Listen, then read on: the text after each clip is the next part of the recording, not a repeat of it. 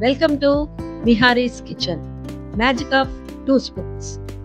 Please like, share and subscribe. ఇంట్లో శనగలు ఉన్నప్పుడు ఏం చేయాలా అని ఆలోచిస్తూ ఉంటాం. ఈ శనగలతో ఈజీగా క్విక్గా వడలు చేయడం చూసేద్దాం.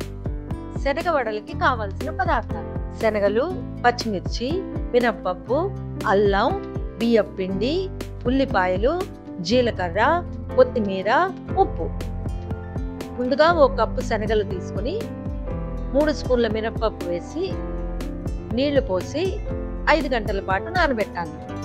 నానబెట్టుకున్న శనగల్లో 3 పచ్చిమిర్చి, 1.5 ఇంచి అల్లం ముక్క, 1 స్పూను ఉప్పు, 1.5 స్పూన్ జీలకర్ర వేసి గ్రైండ్ చేయాలి.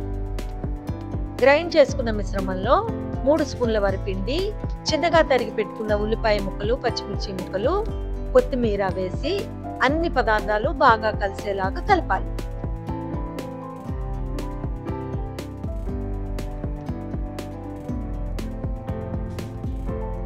స్టవ్ మీద కడాయి పెట్టుకుని వడలు వేపడానికి తగినంత నూనె వేసుకుని వేడెక్కిన తర్వాత ముందుగా రెడీ చేసి పెట్టుకున్న మిశ్రమాన్ని చిన్న చిన్న ఉండలుగా తీసుకుని ఒత్తి వేడి నూనెలో వేయాలి. ఒక వడకి ఇంకో వడ తగలకుండా 2 వైపులా తిప్పుతూ గోల్డెన్ బ్రౌన్ వచ్చేంత వరకు వేయించాలి.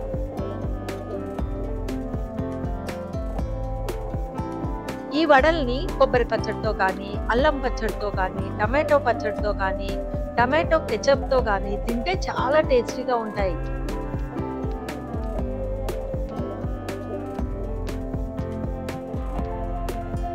వేగిన వడల్ని ఒక బౌల్లోకి తీసుకొని వేడివేడిగా తినేయడమే.